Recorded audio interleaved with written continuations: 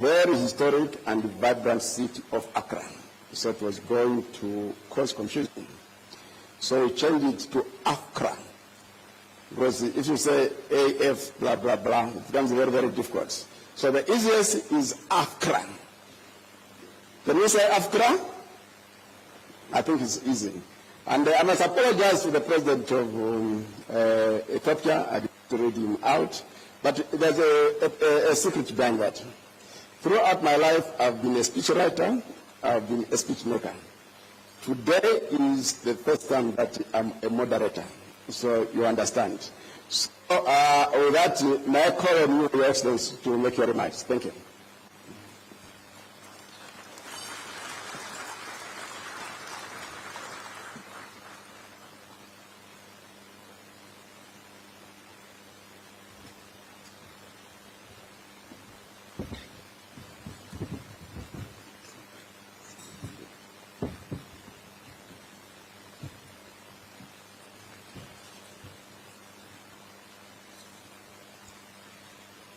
Thank you, MC.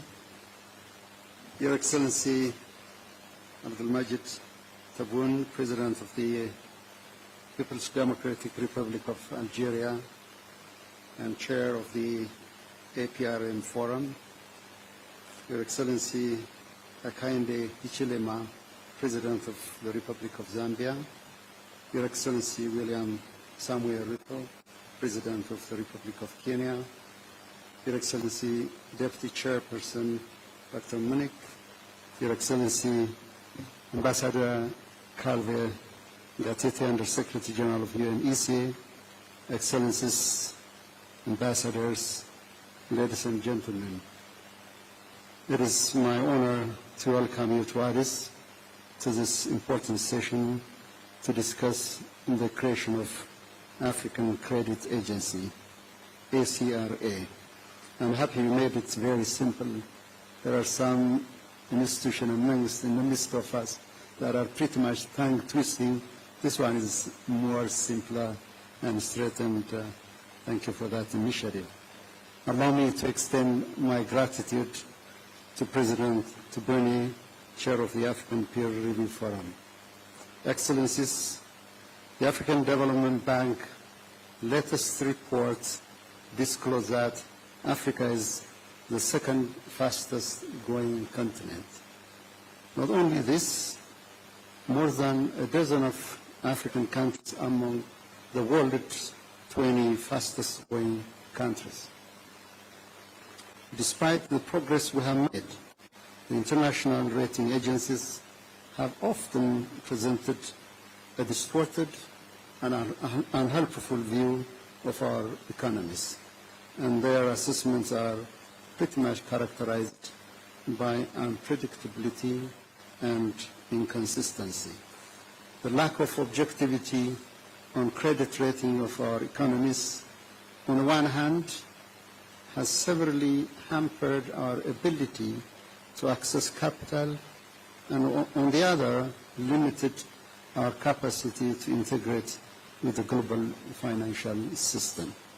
Consequently, this lopsided perception has hindered our genuine effort to achieve structural economic transformation and sustainable development. Even now, as Africa's economy demonstrates resilience and continuing its upward trajectory in the post-COVID era, an African credit rating system is more critical than ever. This will sustain the momentum of Africa's growth and progress. Excellencies, 2 years ago, while we have been diligently working to maintain our country's economic growth, one international rating agency relegated us to the so-called junk territory. It wasn't only the rating that was problematic, but the misuse of terminology, isn't it very much condescending? The lexicon was nothing but a page torn from a different era. A subtle, stinging reminder of an outdated and offensive classification of African countries. During that time, only one entity and the whole world stood against the decision made against Ethiopia. It affirmed that the rating did not accurately reflect Ethiopia's creditworthiness, and that entity was the African peer review mechanism. And allow me to seize this opportunity to extend my sincere gratitude for this historic support. It meant a lot to us. That is why, Excellencies, we believe Africa's need for a fair credit rating agency is not a theoretical case.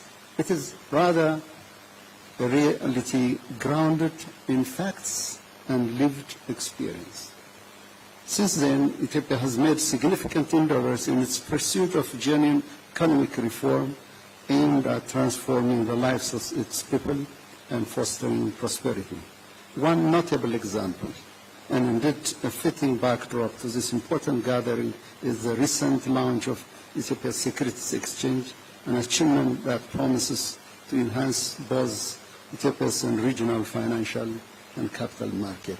While we are committing for the establishment of a credible African credit rating agency, it is important that this agency must be grounded in three pillars, as my sister earlier outlined.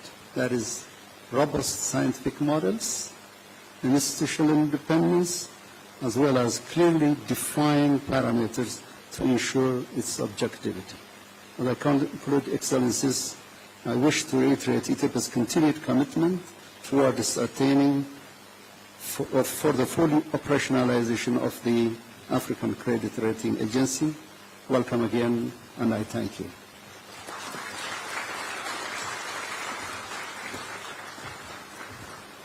Thank you very much, Your Excellency, for that very important speech, where, among others, you highlighted the unfairness of the current credit rating system and the need to build a very strong African credit rating agency. We can proceed now, and I would like to invite at this stage His Excellency, the President of Kenya. You have the floor, Your Excellency.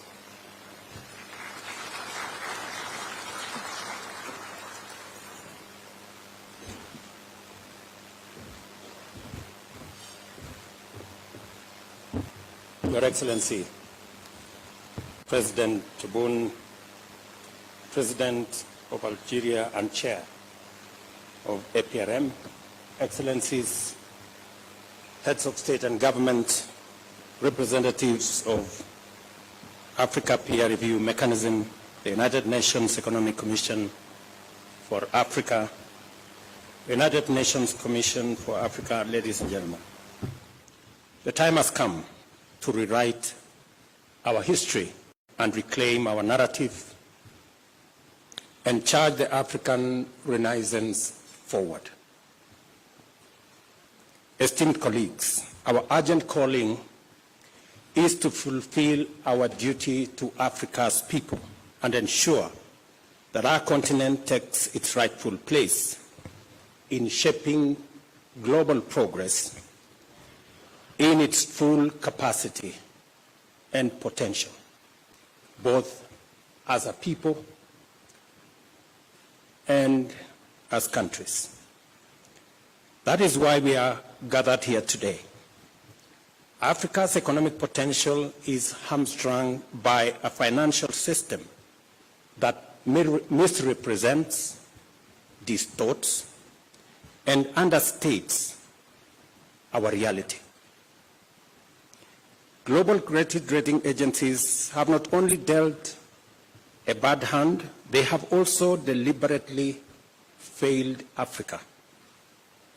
They rely on flawed models, distorted and outdated assumptions, and systemic bias, painting an unfair picture of our economies and leading to distorted ratings, exaggerated risks, and unjustifiably high borrowing costs. Let me say this again. Global credit rating agencies have let us down. They continue to rely on very flawed models and outdated assumptions. And the whole system is also biased. The result is that they paint a very unfair picture of our economies, and this has devastating effects because it leads to distorted ratings of what the situation really is. And it also leads to exaggerated risk of our countries and our continent. And obviously, that leads to very high borrowing costs. These prejudice assessments come at an enormous cost to Africa. They deter investment, distort global trade, and derail progress towards sustainable development goals.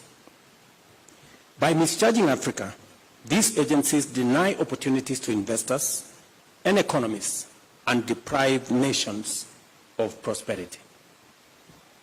The numbers tell a damning story. The Africa Peer Review Mechanism and the United Nations Development Programme place the cost of biased credit rating at a staggering $75 billion in lost opportunities.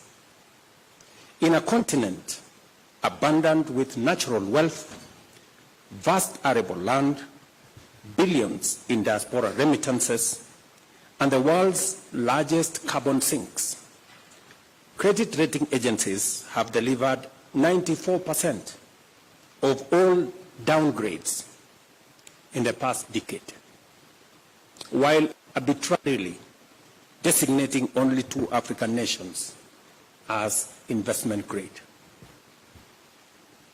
We must be bold and call this for what it is: a financial straitjacket imposed on Africa. A system that punishes our economies while rewarding others, even when the fundamentals are comparable, in some cases even better. Excellencies, the foundations of global finance are supposed to be anchored on principles of fairness, transparency, and merit. Yet, these principles are disregarded when it applies to Africa. Africa will no longer accept to be misjudged by scales that overlook our reality. The winds of change are blowing, and our march forward is as unstoppable as it is relentless.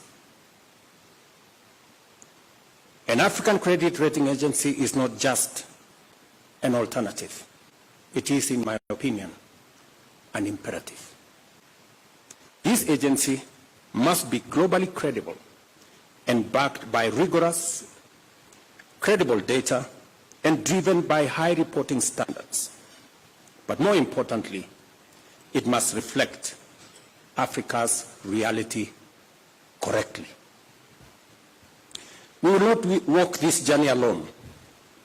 We will build alliances east, west, and north, grounded in shared values of dignity, equity, and progress. We will hold rating agencies to account and demand accurate standards. We will leverage the experience and expertise of Pan-African credit rating, strengthening their capabilities and expanding their reach. The potential impact is profound.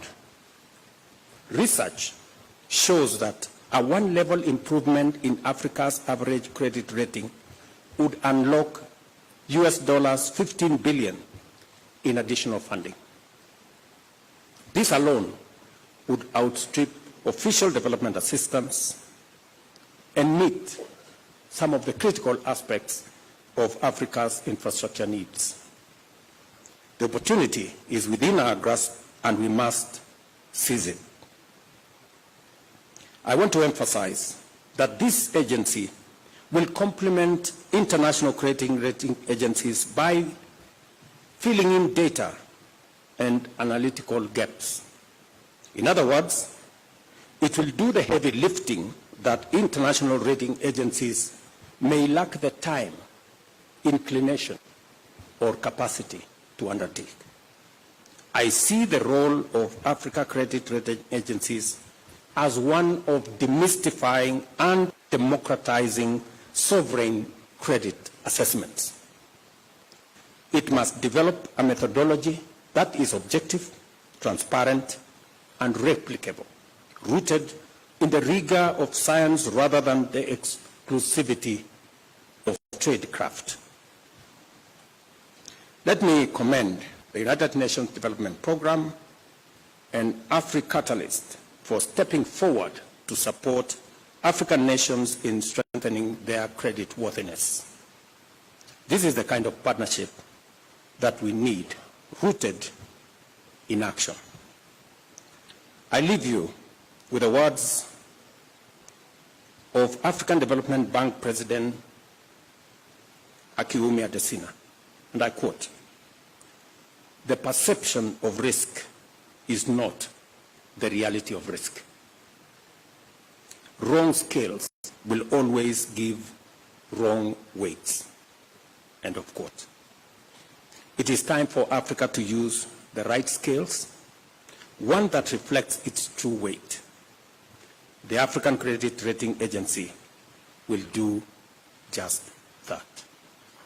Thank you for your attention.